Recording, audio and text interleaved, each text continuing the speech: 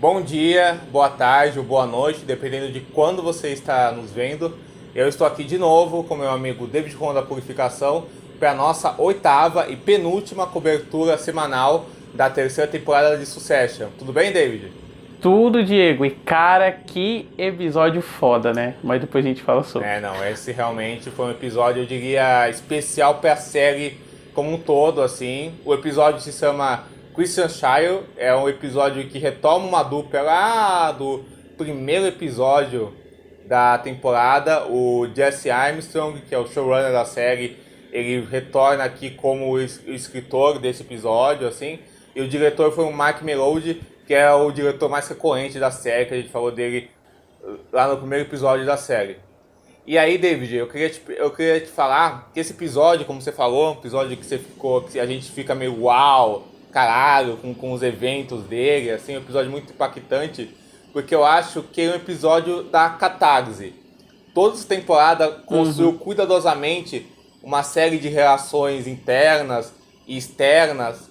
E quando a família Roy se reúne no casamento da mãe do Kendall, da Shiv e do Roman na Toscana, essas relações acabam explodindo, as relações externas e internas dos personagens, os seus próprios conflitos internos e externos, tanto da Shiv quanto do Roman, e principalmente do Kendall, como a gente vai ver o episódio inteiro, mas no final. E é engraçado como o Kendall nesse episódio é essa força invisível, atormentada, que surge como um fantasma para aquelas pessoas, e ele mesmo acaba sofrendo como um fantasma da família. E o que você achou dessas explosões que acabaram acontecendo nesse episódio, nesse evento que foi o casamento? Foram explosões muito mais da reunião deu para os personagens do que realmente ele em si.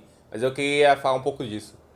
Sim. Cara, eu gostei muito. É foda ficar falando isso toda semana, né? Eu gostei muito e tal, mas, cara, como é fantástico. Especialmente você tem um episódio que você tem tantas facetas diferentes, né? Tipo, tanto em termos de acontecimento. Porque tem, por exemplo, o Roman negociando lá com o cara do streaming, aí você tem a Shiv, ela tomando uma decisão sobre a vida dela, né, de querer ser mãe e tal, e tudo isso dentro de esferas de sentimentos que são muito opostos dentro desse episódio, né, por exemplo, quando o Kendall tá conversando com o Logan, você tem muito essa sensação de melancolia entre os dois, né, e ao mesmo tempo que em volta deles tem todo um ar meio cínico, assim, quase de novela mexicana, sabe? De, nossa, será que o filho vai matar o pai, sabe? Essa coisa meio... eu falei novela mexicana, né? Mas você também pode ver isso pelo lado da tragédia clássica, né? Uma coisa meio Édipo Rei e tal.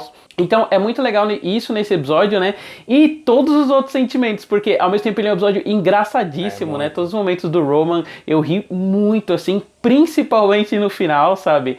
E ele também é um episódio estranhamente excitante, assim, em vários momentos, né? Aquele momento que a Shiv tá com o Tom no quarto e aí ela quer que ele seja agressivo com ela, mas ele é realmente o marido fantoche dela, né? Então ele não consegue, aí ela provoca ele pra ele ficar excitado, só que ela provoca ele através da humilhação e ele se sente desconfortável. Então pra você, enquanto espectador, é estranho porque você tá sentindo o desconforto da cena, né? Da pessoa tá humilhando a outra, mas ao mesmo tempo aquilo é bizarramente excitante do jeito que tá sendo colocado, sabe? Tudo em plano fechado e a Shiv sussurrando, ele olhando nos olhos dela. Cara, é um episódio fantástico, assim. Em como ele sobrepõe esses tons e como ele avança, assim, vários arcos sentimentais, né? Total. Pô, coitado do Kendall, a gente tá comentando aqui sempre, né? Como ele tá se fudendo cada vez mais nessa temporada. E é foda porque o Kendall, ele é uma pessoa que a gente sabe o quanto ele é lamentável, né? O quanto ele é infantiloide, mas ele tá o tempo todo sendo colocado em posições em que ele tá sendo muito vítima, né? Então não tem como a gente, como espectador, não torcer por ele em vários momentos, assim, ao mesmo tempo que a gente tá nesse processo de reconhecer o quanto ele é patético, sabe? Não só na visão dos pais dele, mas em termos das ações dele. Tipo, pô, aquela cena mesmo desse episódio que ele invade o negócio do casamento pra poder falar com o pai, marcar uma reunião, sabe? E todo mundo fica olhando estranho, porque é o casamento, ele tá chamando atenção pra ele mesmo, sabe? E a busca constante dele pelos filhos, né? Ele tá sempre buscando alguma coisa em que ele possa ter controle. E aí a gente vê ele fazendo isso no episódio, né? Tipo, cadê meus filhos? Cadê meus filhos? Inclusive eu acho uma piada do Roman, né? Que surpresa, o Ken ainda não sabe onde estão os filhos dele. E aí a gente chega no final em que ele tá com os filhos, vê que mesmo lá ele não tem nenhum controle sentimental, né? Os filhos dele enxergam ele como esse bananão que ele é, sabe? Naquela cena em que ele tá na piscina, assim. É muito interessante, David, porque a gente já falou isso em vários episódios e o nosso amigo, o Thiago, ele falou isso quando eu tava conversando ontem com ele. É que a série realmente ela subverteu totalmente nossas expectativas do que a gente achava que ia ser essa temporada, e na minha visão subverteu pro melhor, assim. Porque a gente achava que ia ser uma guerra a temporada inteira do Logan contra o Kendall, e o Kendall tentando derrotar o pai, talvez ultrapassando o pai, tomando o lugar dele. Só que o que a série mostra nessa temporada é um massacre. É um massacre, né? Porque na grande questão é que assim, o Kendall é uma pessoa tão... É uma pessoa tão autodestrutiva e tão fodida pelo próprio ambiente que ele foi criado e pela própria pessoa que ele é, que ele não consegue lidar com essa guerra que ele tem com o pai. E essa questão, como ele mesmo diz nesse episódio, essa guerra que ele tava com o pai acaba destruindo psicologicamente ele e acaba deixando ele num estado de devastação emocional que ele sempre esteve em todas as temporadas, né? Muito interessante ver isso, de jeitos diferentes, assim. Nessa temporada, talvez um ponto mais baixo disso, que é muito diferente do zumbi que ele estava na segunda temporada, só que acaba sendo tão destruidor emocionalmente quanto, assim, porque ele não consegue lidar com esse ambiente de guerra, esse ambiente bélico. Isso acaba quebrando ele, porque ele não é essa pessoa que ele mesmo pensa que ele é, assim. Não, e contrastando isso do zumbi que você trouxe, eu acho que na segunda temporada, quando a gente vê o Kendall daquele jeito, né, fragilizado, aquilo que a gente vê não é nem o Kendall, né, tipo, é uma casca, ele tá só em modo reativo, tipo, a pessoa cospe nele, ele nem pisca, assim, ele realmente tá morto por dentro. Aqui não, aqui a gente tá vendo ele nesse modo reativo, né, sendo espancado, mas estando consciente. Então, tipo, enquanto na segunda temporada você via isso de maneira anestesiada, porque ele não parecia uma pessoa, aqui é pior, sabe, porque a cada chute que ele leva do pai, você sente isso com ele, sabe? E é muito legal, outra coisa que esse episódio pontua bem, é essa questão animalesca, assim, dos personagens, né? Principalmente naquela cena maravilhosa que tá tendo a reunião do conselho, e aí o Logan Roy tá olhando eles do vidro, sabe? Porra, aquilo é quase, sei lá, quando você tá num zoológico, assim, tem um animal perigoso na savana, né? Que, tipo, todo mundo tá super desconfortável, o Logan Roy, enquanto aquela presença, assim, encarando eles no vidro, sabe? Puta, muito foda. É muito foda, e uma coisa que tem muito a ver com o que você falou, é que o Kendall, assim, uma coisa que marca essa decadência emocional dele é justamente essa noção do tipo de pessoa que ele é, que é uma coisa que a gente tem batido na tecla e falado várias vezes durante todos os vídeos, né? E uma coisa que o Kendall se dá conta em parte disso nesse episódio, ele se dá conta que ele não consegue viver nesse clima bélico sempre, porque no final das contas ele é só um menininho que não consegue lidar com isso, mas por outro lado ele insiste que ele é uma pessoa boa, que ele é uma pessoa melhor que o pai. E o pai se aproveita dessa fragilidade que o Kendall demonstra e humilha o Kendall e mostra pra ele e joga na cara dele várias questões ele é um bosta, que são gatilhos pro Kendall, né? Uhum.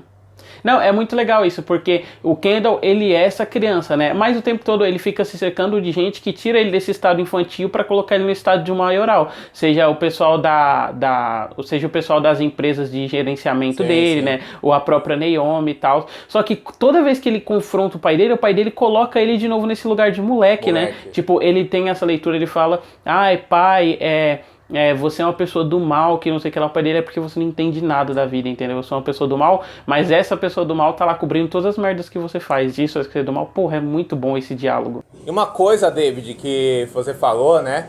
Uma coisa que eu acho muito interessante dessa cena com o Logan e com o Kendall, que é espetacular essa cena, é uma coisa que eu acho muito interessante, é como ela meio que vai por esse tom do engraçado, né? De ter coisas muito sadicamente e sombrias, de um jeito muito engraçado. O cara mandando o neto provar comida pra ver se a comida tava envenenada, sabe assim? Mostrando isso pro Kendall, sabe assim? Isso foi sensacional, sabe assim? Mas ao mesmo tempo, o confronto dos dois, as palavras que eles trocam e o jeito que o Logan deixa o Kendall lá humilhado e ferido trazendo de volta até a história do cara que o Kendall lá na primeira temporada causou a morte, que deu todo o negócio na segunda temporada, é muito triste, é muito arrasador.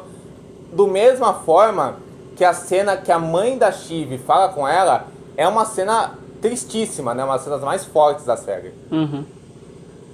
Sim. Não, é legal esse contraste, né? Porque geralmente a gente vê só o Logan e tal, e aqui a gente vê a outras relações familiares, maternais e paternais, assim, pros protagonistas, né? Seja o Roman com o ciúme da mãe, porque claramente, apesar de ele jogar tudo isso pro bem da empresa, né? Ele meio que terceirizar esse sentimento, claramente é uma coisa dele tá meio enciumado, assim, dele tá conseguindo um novo padrasto, né? E a Shiv principalmente, porque ela sendo a única presença feminina na família, né? Tem esse lado, assim, que a gente não tinha visto ainda de intimidade da mãe dela com ela e falando sobre um assunto relacionado à femininidade, né? E é legal porque a Shiv, ela tenta estar sempre no controle e esse diálogo com a mãe dela, ele meio que desestabiliza ela, né? Totalmente. Tipo, pontua coisas que ela não pensava, assim, sobre a infância dela. E, ao mesmo tempo, ela meio que cai no jogo da mãe, né? Porque a mãe dela claramente faz um jogo de psicologia reversa, falando que algumas pessoas não nasceram pra ser mãe, assim. E aí a Shiv decide, não, então eu vou ser mãe, sabe? Pra provocar. Porque tem isso também, né? As relações, elas são cheias desse morde-a-sopra dos personagens e dos personagens tentando se provar uns pros outros, né? Através de negação. E aí, seja essa negação através do diálogo, quando a pessoa, ela negligencia o que ela tá sentindo para provocar o outro, ou quando ela faz simplesmente o contrário do que o outro quer que ela faça, assim, em prol de sair como vitorioso, né? Porque a dinâmica dessa família é de você estar sempre crescendo, assim, em cima dos outros. É muito cruel em vários níveis, né? E também tem essa coisa do desconfortável, que isso acaba resultando, que é aquela cena que você mencionou, que é aquela cena da própria Shiv com o Tom, que acaba indo para vários desses níveis, né? Do nível do excitante, no nível do desconfortável e no nível até do triste, de você perceber o próprio Tom se reagindo àquilo. Acaba sendo até uma coisa muito triste você ver a relação daqueles personagens. Do mesmo jeito que no final, quando tem a icônica cena que Roman Roy manda o seu nude pra Jerry e o nude chega no pai, aquilo gera vários sentimentos que é uma cena engraçadíssima, é muito engraçado, né? Inclusive tem até o merchandising social de Succession, que é público, tome cuidado e chequem várias vezes quem você está mandando nude, hein? Chequem várias vezes essas coisas aí. Então tem esse merchandising social que Succession faz, mas ao mesmo tempo também é uma cena que você vê que aquilo é muito... É uma cena forte, sabe? Assim, porque deixa um abalo para aqueles personagens que vai ter repercussões mil, assim, da própria Shiv usando aquilo para detonar o Roman e a Jerry, né, mostrando o tipo de pessoa que ela é, né, e o próprio Roman e a Jerry abalados com aquilo, com a reação do próprio Logan, assim. Então é uma cena que é muito engraçada, mas que abala psicologicamente o personagem, muito diferente de outras cenas que são mais só umas cenas engraçadas para mostrar a idiosincrasia daquele personagem, que é o Connor pedindo a namorada dele em casamento lá na frente de todo mundo, ela constrangidaça, assim, ele só fazendo isso para ganho político, o primo Greg, como sempre, sendo humilhado e se humilhando no casamento. Então é engraçado como a série vai usando essa coisa do desconforto, assim. Eu acho que chegando no auge até, nessa cena do pinto do Roman, que eu acho que é talvez uma das coisas mais desconfortáveis, master, que já tem rolado na série. Sim. Nossa, e aliás, voltando um pouquinho à cena da Shiv e do Tom, é muito legal como ela é construída, né? Porque é esse negócio de intimidade dos dois, blá blá blá. Você sente o tesão que eles estão sentindo, né? Um com o outro, assim. Mas, ao mesmo tempo, a construção física da coisa é muito pra acentuar essa visão que a Shiv tem dele enquanto namorado fantoche, né? Porque, tipo, ele vai falando e ela segura ele, assim, pelo pescoço. Realmente, como se ela estivesse ditando as falas pra ele, sabe? Porra, é muito foda. Né? Tipo, autoritária até, e você se sente, e a câmera vai chegando perto dele e tal, você sente que ele tá desconfortável com aquilo, né? Ele tá meio, porra, que é isso? Calma, né? Assim, né? Você se sente isso e isso acaba te abalando muito, né? Essa coisa da câmera é engraçada, né? Porque você vê...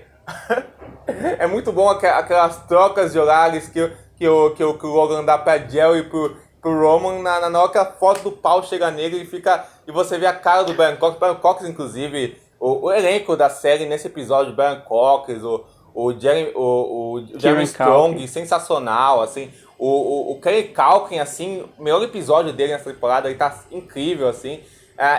Então você vê como aquilo abala a atriz da Shiv, nem preciso falar, assim. Então você vê só por esses detalhes de olhar, de como isso abala os personagens, assim.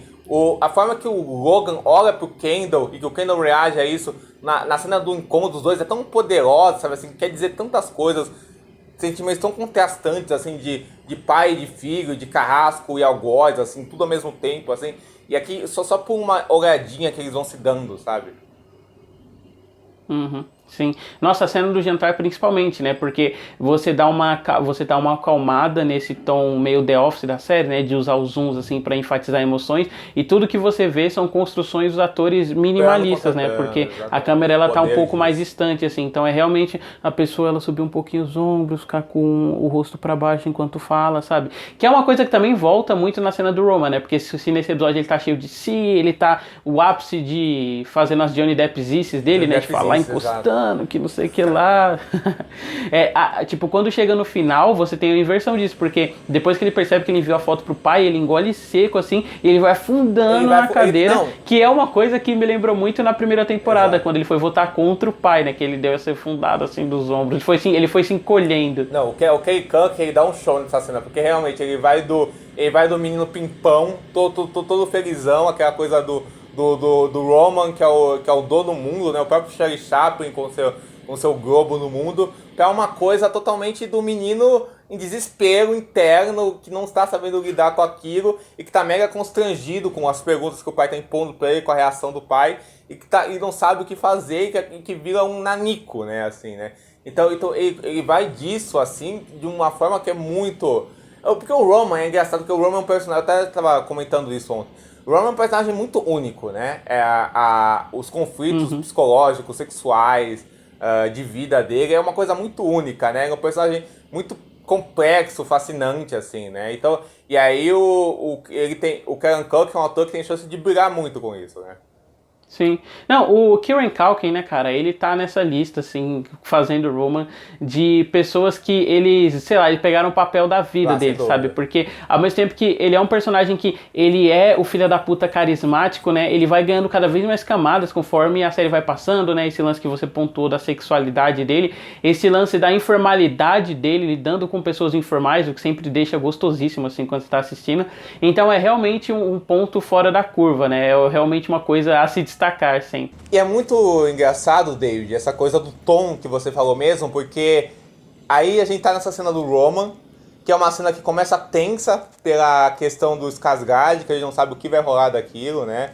Que aquilo já começa tenso, aí depois vira uma cena cômica, e uma cena muito cômica e tipo de constrangimento no The Office, essa coisa de não, eu não acredito que isso aconteceu.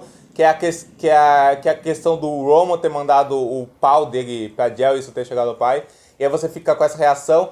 Aí depois vira uma cena de intriga e de tensão, ao mesmo tempo farsesca, engraçada. E aí a gente corta pro Kendall, no fundo do poço, na piscina, também virando um fantasma pros filhos e sendo lá uma figura lamentável, assim, que eles estão constrangidos com aquilo até sair de perto dele.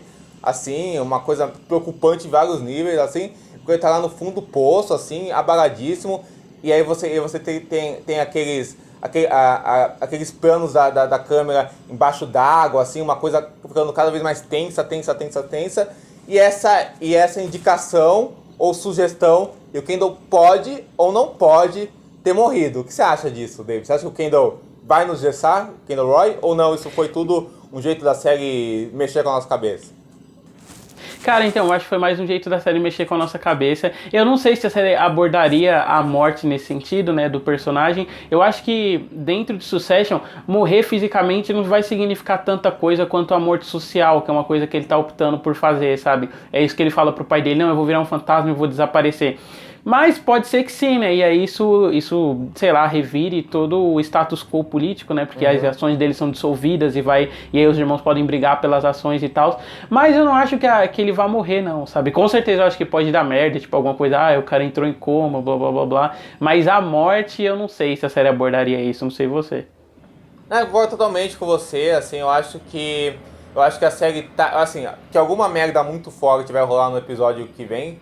Disso com certeza vai, assim, dele talvez no hospital, alguma coisa assim, e com certeza o Kendall morreu socialmente, isso se sabe, assim, que ele morreu e psicologicamente ele tá morto, assim, ou no estágio terminal, em coma, assim. Não, aliás, ele já tá em coma social nesse episódio, né? Porque a assistente dele comenta, tipo, quem que quer me entrevistar agora? Ela, ninguém. Tem um cara aí fazendo podcast sobre fofocas da família Roy. Se você quiser participar, é sempre isso. E aquela coisa, se a gente achava no final da segunda temporada que essa temporada ia ser da ascensão do Kendall Roy, na verdade é da desgraça do Kendall Roy, né? Mas uma coisa que eu acho interessante disso, assim, mas ao mesmo tempo, se matassem o Kendall, assim, eu acho que faria sentido com toda a trajetória que o Kendall tá construindo desde a primeira temporada até agora, se matassem ele mesmo, assim, fisicamente falando, até agora, e com toda a trajetória que ele teve nessa terceira temporada, e até para demonstrar o quanto naquele mundo tudo e todos são descartáveis com aquela toxicidade que aquele mundo cria, assim. Então eu acho que faria sentido com a forma que foi conduzido. Eu acho que isso não vai rolar, mas eu ainda vejo chances disso rolar, assim. Eu acho que a série teria coragem de matar o Kendall Roy, assim, mas eu acho que o desfecho que teve aqui pode ter acontecido de vários jeitos, assim. Mas a gente vai saber disso no próximo e definitivo episódio de Succession. Antes de terminar, o David, eu queria perguntar uma coisa pra você. Se é uma dúvida que tava rolando. Se você acha que aquela foto do pau é do Kieran Culkin mesmo ou foi um dublê? Cara, não sei, porque realmente, né, um pauzão bem grosso e tal, o Kieran Culkin parece um cara meio esguio, mas vai saber se ele não é o tipo do cara, né, do Fat Cock. Então, eu acho que não, assim, acho que é imagem de arquivo, sabe? Mas, tudo é possível, né? Quem sou eu pra saber? Com certeza. E inclusive a gente vai ver as próximas repercussões disso, né? A Jerry, né, coitada, possivelmente vai ser... Coitada não, mas enfim, coitada também. Vai ser demitida por causa disso, né? Assim, né? Nossa, eu adoro aquele negócio que o Roman fala. Eu não sou nenhum feminista radical, mas eu acho que se você demitir ela por ela ter recebido foto de pau, hein, pai? Acho que não vai dar certo, não. É muito cara, bom, um filho da puta. Cara. É muito. Bem, mas é isso, David. Essa foi a nossa análise do penúltimo episódio de Succession. Nós voltamos no seu canal para falar do último episódio. Onde a gente pode encontrar, David? Nas suas redes, no seu trabalho? Então, vocês podem me encontrar no meu canal no YouTube, né, que é o Pinguim Dançarino, que eu falo... Eu não gosto de falar que eu falo sobre cultura pop, porque eu me sinto meio mais nerdola do que eu realmente sou, mas eu falo sobre cultura pop, né, filmes e séries, blá blá blá. E você pode me encontrar no meu podcast, que é o Pinguim Dançarino, e o podcast é exclusivamente voltado para animação, e é semanal, né, nunca atrasou, tá aí firme e forte. E esse ano a gente ainda tem uns programas bem especiais pra sair e tal. E você pode me seguir no Twitter, que é @DavidJuan3P, é DEIVID, Juan com R mesmo. Ou me achar no Letterboxd, né, que é David R Purificação. E no TV Time também, que eu tô lá falando de séries de vez em quando. Ou ranqueando episódios de desenhos, que é uma coisa que eu gosto de fazer bastante também. Pô, excelente. Bem, gente, não se esqueçam de se inscrever no canal, tocar o sininho de notificação, me seguir nas minhas redes sociais que vão estar aqui, nos links que vão estar abaixo, onde vocês podem encontrar mais do meu trabalho, assim, parcerias com o David e tal, assim. Compartilhar o vídeo nas suas redes sociais, recomendar os vídeos para amigos que estão vendo Succession, assim. E é isso, gente, foi um prazer estar aqui em mais um vídeo com vocês e até o próximo. Valeu! Falou!